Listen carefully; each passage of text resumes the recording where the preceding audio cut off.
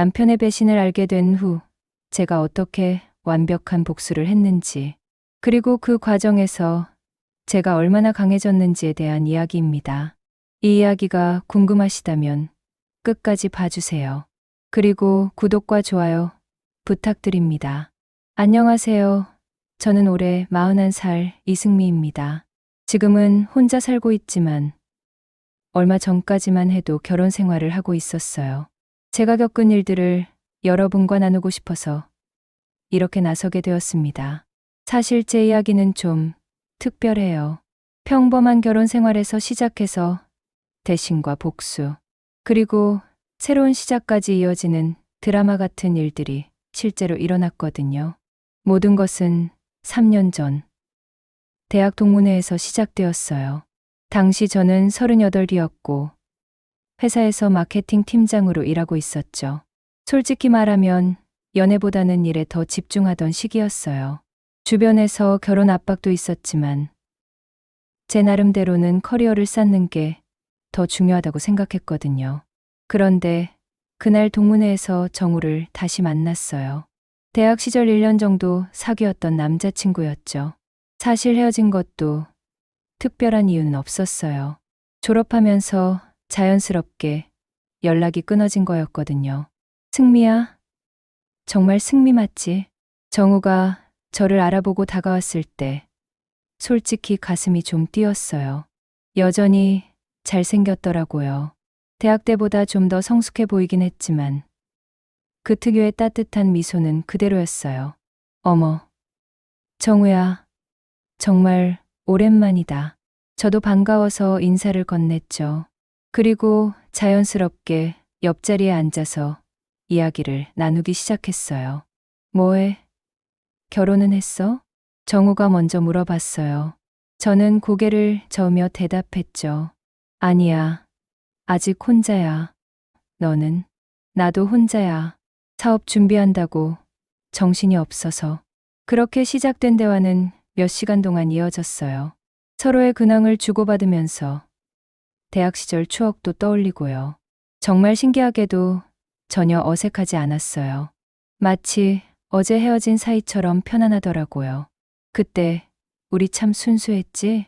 정우가 웃으며 말했어요. 대학 시절 우리는 정말 순수한 연인이었거든요. 도서관에서 같이 공부하고 학교 앞 떡볶이집에서 데이트하고 그런 소소한 일상들이 행복했었죠. 맞아. 그때가 좋았어. 저도 미소를 지으며 대답했어요. 그런데 이상하게 그 순간부터 마음 한구석이 따뜻해지더라고요. 동문회가 끝난 후 정우가 제안했어요. 시간 있으면 커피 한 잔 더 할까? 아직 할 얘기가 많은 것 같은데. 저는 주저없이 고개를 끄덕였어요. 사실 저도 헤어지기 아쉬웠거든요. 근처 카페로 자리를 옮긴 후 우리는 더 깊은 이야기를 나눴어요. 정우는 IT 관련 사업을 준비하고 있다고 했고 저는 회사 생활에 대해 이야기했죠. 승미야, 솔직히 말하면 오늘 너를 다시 만나서 정말 반가웠어. 정우가 진지한 표정으로 말했어요. 나도야. 이렇게 자연스럽게 대화할 수 있을 줄 몰랐어. 우리 다시 연락하고 지낼까? 예전처럼은 아니더라도. 정우의 제안에 저는 잠깐 망설였어요. 하지만 마음 깊은 곳에서는 이미 답을 정하고 있었던 것 같아요. 좋아. 연락하자. 그렇게 우리는 다시 연락을 주고받기 시작했어요. 처음에는 가벼운 안부, 인사 정도였지만 점점 더 자주 연락하게 되었죠. 문자 메시지, 전화 통화. 그리고 주말마다 만나는 일이 자연스러워졌어요. 한 달쯤 지났을 때 정우가 말했어요. 승미야, 우리 다시 사귀자. 너무 직접적인 고백이라 당황스러웠지만 동시에 기뻤어요. 사실 저도 정우에 대한 감정이 다시 생겼다는 걸 느끼고 있었거든요. 정말. 응. 이번에는 진짜 잘해보고 싶어. 우리 나이도 나이고 진지하게 만나자. 정우의 진심이 느껴졌어요. 그리고 저도 솔직히 결혼에 대한 생각이 있었죠. 38이라는 나이에 좋은 사람을 다시 만났다는 게 운명 같다고 생각했어요. 좋아. 우리 다시 시작해보자. 그렇게 우리는 다시 연인이 되었어요. 이번에는 대학생이 아닌 성인으로서. 그리고 결혼을 전제로 한 진지한 관계였죠. 교제 초기에는 정말 행복했어요. 정우는 저를 진심으로 아껴주는 것 같았고, 저 역시 정우에게 푹 빠져 있었거든요. 주말마다 데이트를 하고, 평일에도 시간 날 때마다 만났어요. 승미야, 우리 결혼하자. 6개월 정도 사귄 후, 정우가 프러포즈를 했어요. 레스토랑에서 갑자기 무릎을 꿇고 반지를 내미는 건 아니었지만, 진심이 담긴 고백이었어요. 정말, 응. 우리 이제 나이도 있고, 더 늦으면 안 될 것 같아. 저는 행복했어요. 정우와 함께하는 미래를 그려보니 정말 설레더라고요. 좋아. 결혼하자. 그렇게 우리는 결혼을 결정했어요.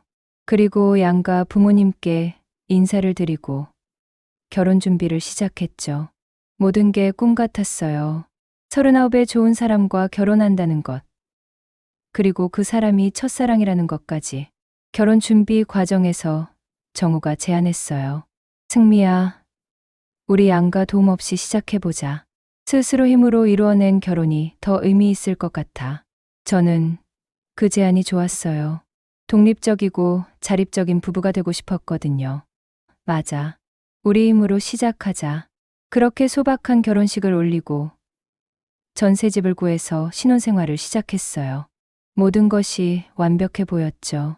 그때까지는 정말로요. 결혼 한 달 후에 정말 기적 같은 일이 일어났어요.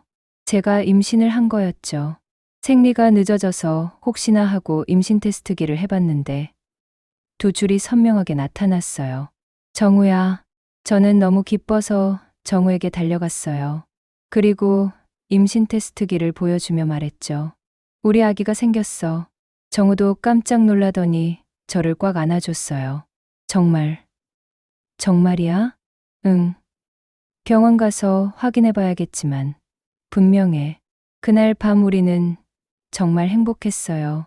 아이 이름도 미리 지어보고 어떤 부모가 될지 이야기하면서 밤새 설레었거든요. 다음 날 바로 산부인과에 갔어요. 의사 선생님이 초음파를 보여주시면서 말씀하셨죠. 축하드려요. 임신 4주 정도 되셨네요. 정말 실감이 났어요. 제 배 속에 작은 생명이 자라고 있다니. 정우도 제 손을 꽉 잡으며 기뻐했어요. 우리가 정말 부모가 되는구나. 응, 정말 신기해. 하지만 행복은 오래가지 않았어요.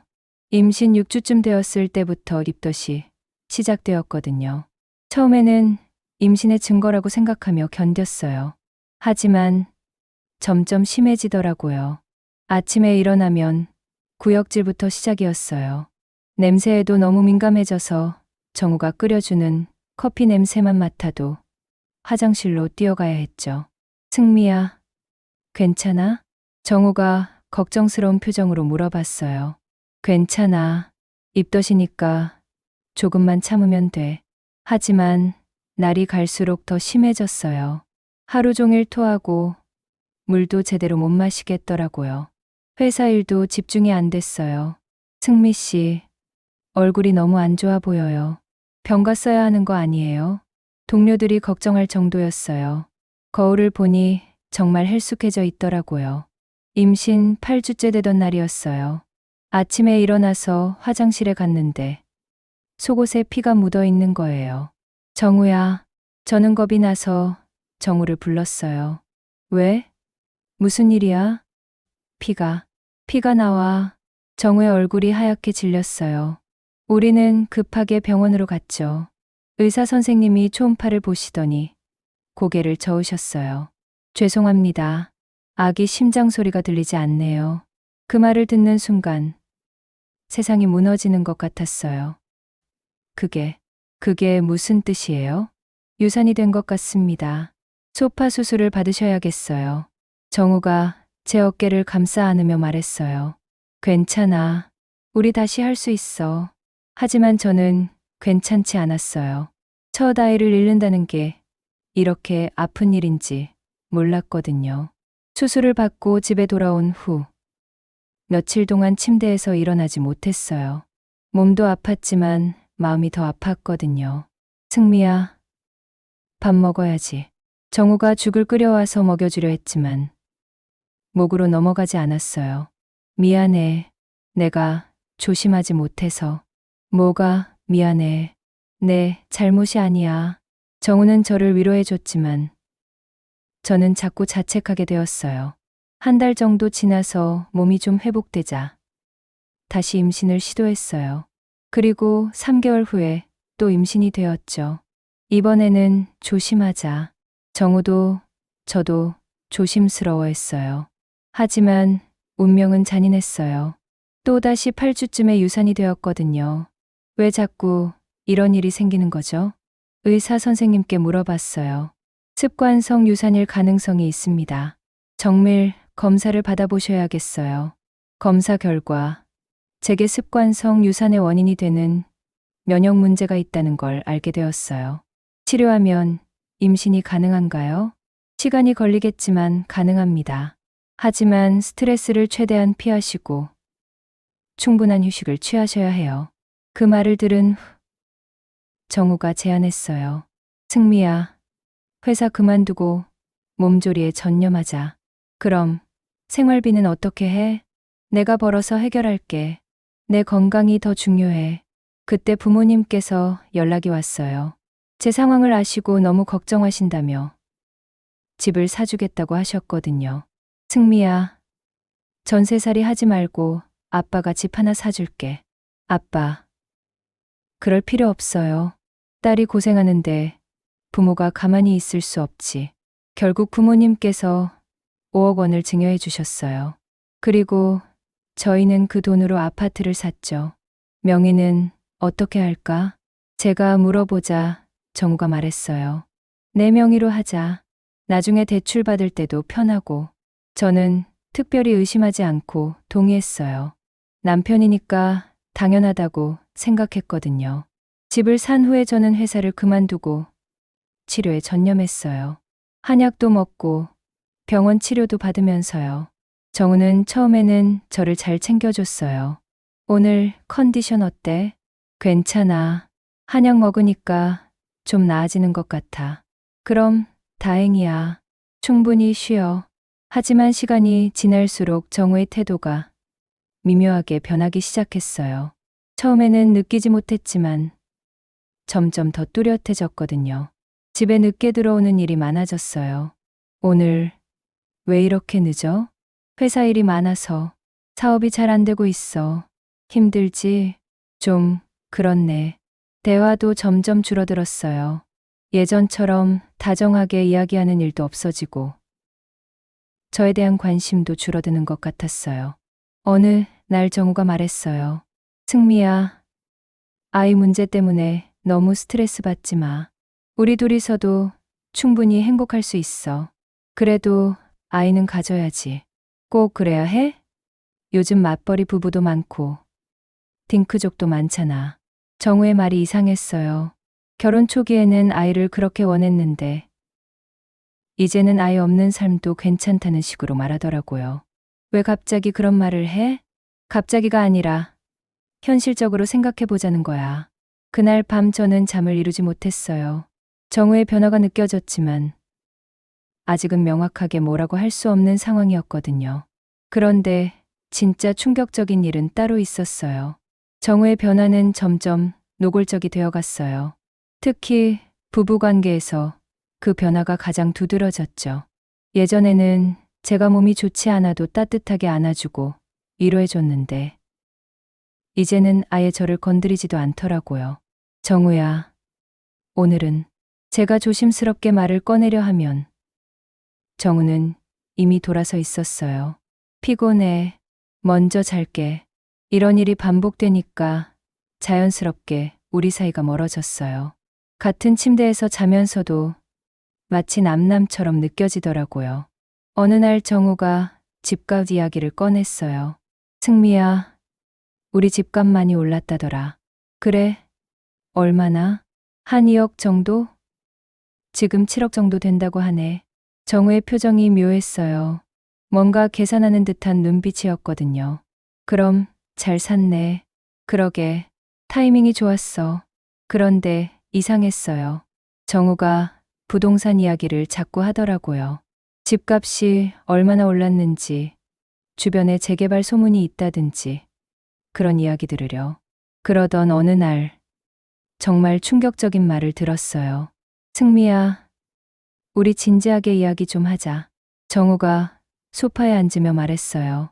표정이 너무 진지해서 저도 긴장이 되었죠. 무슨 이야기? 우리 이대로 계속 사는 게 맞나 싶어서. 갑자기 무슨 소리야? 아이도 계속 안 생기고 우리 둘 다 지쳐가는 것 같잖아. 정우의 말에 가슴이 철렁했어요.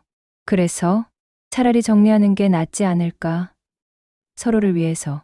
정이라는 말이 무엇을 의미하는지 알 수 있었어요. 이혼 이야기였죠. 정우야, 너 지금 진심으로 하는 말이야? 진심이야. 우리 더 이상 서로에게 의미가 있나? 저는 화가 나면서도 한편으로는 당황스러웠어요. 이런 이야기를 이렇게 차가운 어조로 할 수 있다는 게 믿어지지 않았거든요. 의미가 없다고? 우리가 부부인데, 부부라고 해서 억지로 살아야 해. 서로 불행한데? 내가 언제 불행하다고 했어? 표정 보면 알잖아. 나도 마찬가지고. 정우는 계속해서 이혼의 합리성을 설명했어요. 마치 사업 계약을 정리하는 것처럼요. 만약에 정말 헤어진다면 재산은 어떻게 할 건데? 제가 물어보자 정우가 말했어요. 공평하게 반반으로 나누지. 집도 예금도 반반이라고 하니까 얼핏 공정해 보였지만 뭔가 이상했어요. 집값이 2억이나 오른 상황에서 갑자기 이혼 이야기를 꺼낸다는 게 말이죠. 왜 하필 지금 이런 이야기를 해? 언제 하면 좋겠어? 더 늦으면 서로 더 상처만 받을 텐데. 정우의 답변은 논리적이었지만 제 마음은 계속 불안했어요. 그날 밤 저는 잠들지 못하고 계속 생각했어요. 정우의 변화, 집값 이야기, 그리고 갑작스러운 이혼 제안. 모든 게 연결되어 있는 것 같았거든요. 며칠 후 정우가 또 이혼 이야기를 꺼냈어요. 승미야, 저번에 한 이야기 좀 더 생각해 봤어? 생각해 보긴 했는데 어때? 우리 둘 다 새 출발하는 게 나을 것 같지 않아? 정우는 마치 이혼이 이미 정해진 일인 것처럼 말했어요. 집은 정말 반반으로 나눌 거야? 당연하지. 3억 5천씩. 그 순간 뭔가 번개 맞은 것 같았어요. 집을 샀을 때는 5억이었는데 지금 7억이 되었다면 2억이 오른 거잖아요. 그런데 정우 명의로 되어 있으니까 이혼하면 정우는 3억 5천을 갖고 저는 3억 5천을 받게 되는 거죠. 하지만 원래 제 부모님 돈으로 산 집이니까 제가 5억을 투자했는데 3억 5천만 받는 건 말이 안 되잖아요. 잠깐. 그런데 원래 집값은 부모님이 주신 돈으로 산 거잖아. 그래도 명의는 내 이름이고 결혼한 후에 산 거니까 부부 공동재산 아니야? 정우의 말이 법적으로는 맞을 수도 있었지만 도덕적으로는 말이 안 됐어요. 그럼 부모님이 주신 5억은 어떻게 되는 거야? 그것도 공동재산이지. 결혼한 후에 받은 거니까. 정우의 말을 들으니까 모든 게 명확해졌어요. 정우는 처음부터 계획이 있었던 거예요. 집값이 오르기를 기다렸다가 이혼해서 이익을 챙기려는 거였죠. 너 정말 그런 생각이었어? 처음부터? 무슨 소리야? 그냥 현실적으로 생각하는 거지. 하지만 정우의 표정에서 진실을 읽을 수 있었어요. 분명히 계획적이었어요. 그날부터 저는 정우를 다른 눈으로 보게 되었어요. 사랑하는 남편이 아니라 저를 이용하려는 사람으로요. 며칠 후 정우가 더욱 구체적으로 이혼 이야기를 했어요. 승미야, 우리 변호사 만나서 정식으로 이혼 절차 밟자. 벌써? 미루면 뭘 해. 빨리 정리하고 각자 새 삶 살자. 정우는 이미 변호사까지 알아봐둔 상태였어요. 정말 계획적이었던 거죠. 알겠어. 그럼 나도 변호사 만나볼게. 그래. 그렇게 하자. 정우는 제가 순순히 동의할 거라고 생각한 것 같았어요. 하지만 저는 이미 다른 계획을 세우고 있었거든요. 그날 저녁 정우가 늦게 들어왔어요.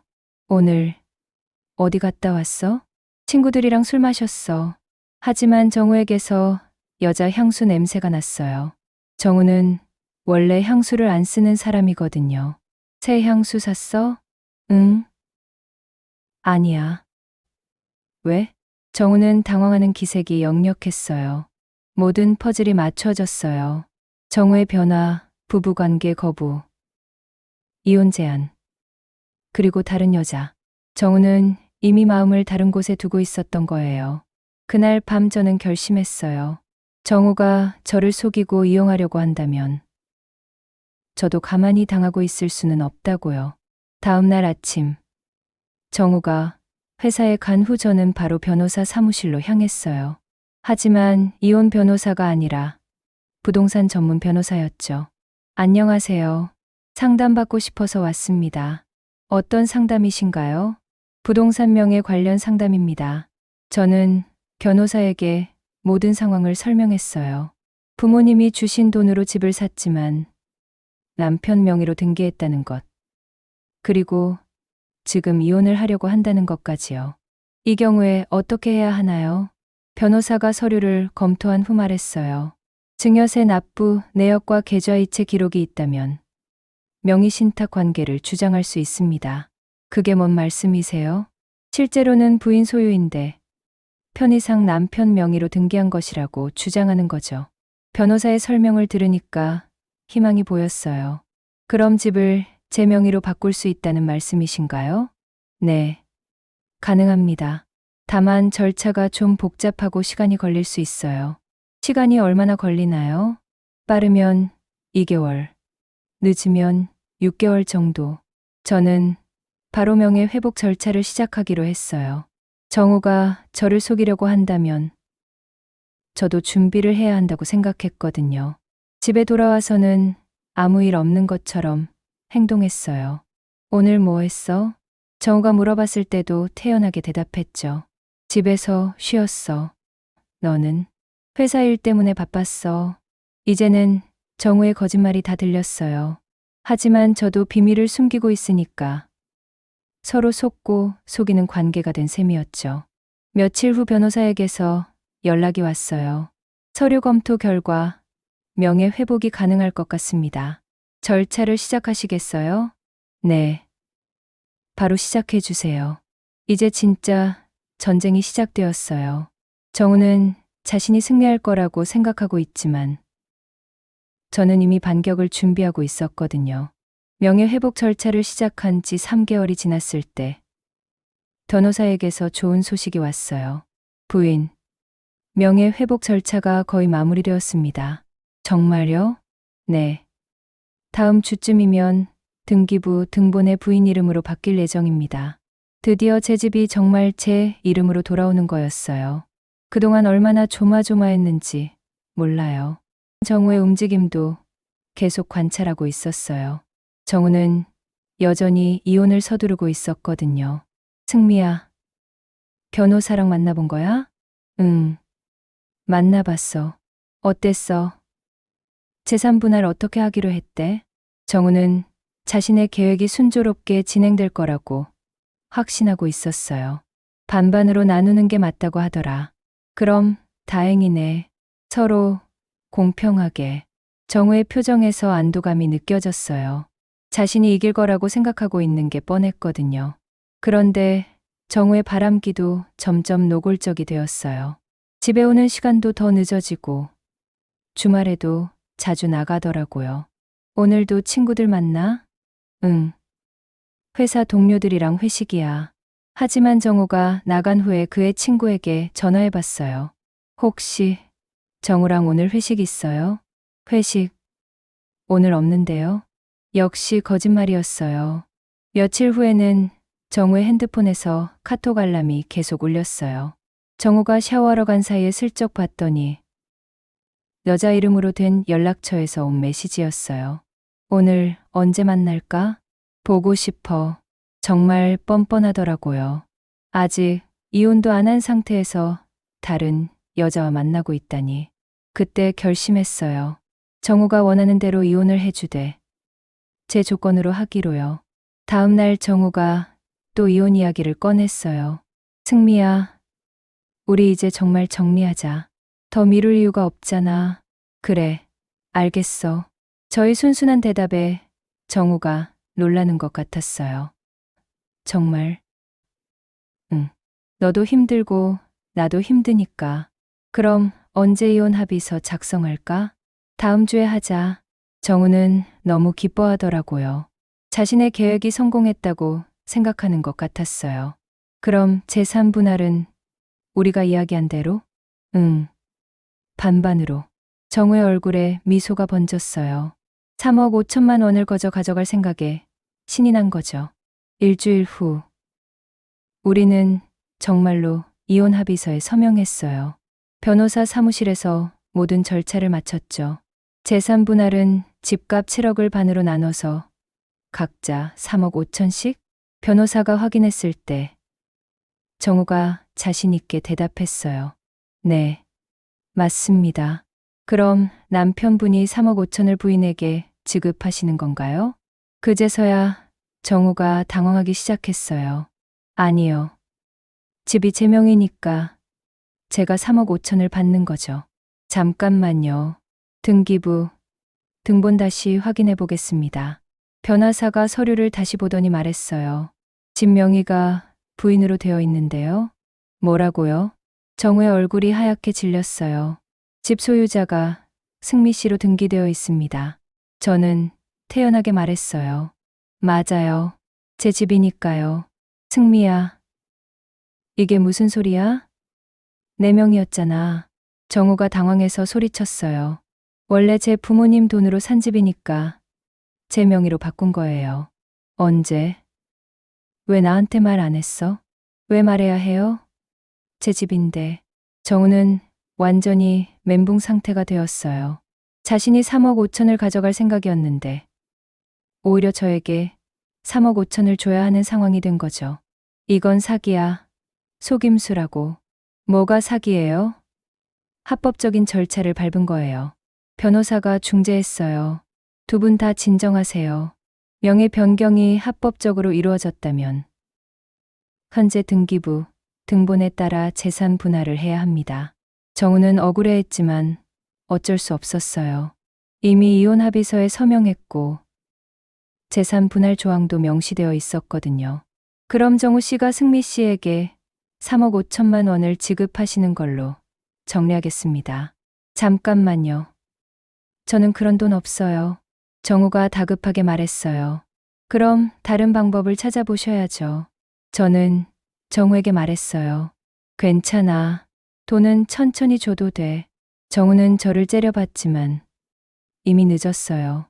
이혼 절차가 모두 끝난 후 우리는 변호사 사무실을 나왔어요. 정우가 저에게 화를 냈어요. 승미야, 너 이게 뭐야? 나를 속인 거잖아. 내가 언제 속였어? 당신이 속인 거지. 뭘 내가 속였다는 거야? 다른 여자 있는 거 다 알아. 정우의 얼굴이 더욱 하얗게 질렸어요. 그것뿐만 아니야. 처음부터 집값 오르면 이혼해서 돈 챙기려고 했잖아. 정우는 더 이상 변명할 수 없었어요. 너도 결국 나랑 똑같잖아. 돈 때문에 이런 짓 하는 거. 아니야. 나는 내 걸 지킨 거야. 당신은 남의 걸 뺏으려고 한 거고. 정우는 화가 나서 떠났어요. 하지만 저는 전혀 미안하지 않았어요. 집에 돌아온 후 저는 등기부, 등본을 다시 한번 확인했어요. 제 이름이 선명하게 적혀 있더라고요. 그날 저녁 정우가 짐을 싸러 집에 왔어요. 승미야, 마지막으로 한 번만 더 생각해봐. 우리 다시 시작할 수 없을까? 무슨 소리야? 이혼 끝났잖아. 재산 문제는 다시 상의해 볼 수 있어. 정우는 이제 와서 비굴하게 굴었지만 저는 이미 마음을 굳혔어요. 늦었어. 이미 다 끝났어. 정우가 짐을 다 싸서 나가면서 마지막으로 말했어요. 승미야, 후회할 날이 올 거야. 후회는 당신이 하게 될 거야. 정우가 집을 나간 후 저는 혼자 남게 되었어요. 하지만 전혀 외롭지 않았어요. 오히려 속이 시원했거든요. 며칠 후 정우에게서 전화가 왔어요. 승미야, 3억 5천은 정말 못 주겠어. 그런 돈 어디 있어? 그럼 월세로 내. 월세. 매달 적당한 금액씩 내라는 뜻이야. 정우는 할 말이 없었어요. 법적으로는 제가 받을 권리가 있었거든요. 결국 정우는 매달 200만 원씩 주기로 약속했어요. 14년 동안 갚아야 하는 금액이었죠.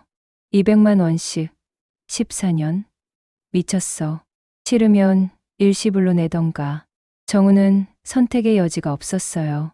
이혼한 지 한 달 후 친구를 통해 정우 근황을 들었어요. 다른 여자와의 관계도 끝났고 친구들도 등을 돌렸다더라고요. 정우의 치졸함을 알게 된 후부터였죠. 무엇보다도 정우는 매달 200만 원을 저에게 줘야 하니까 경제적으로 많이 힘들어졌다고 했어요. 저는 전혀 동정하지 않았어요. 자업자득이었거든요.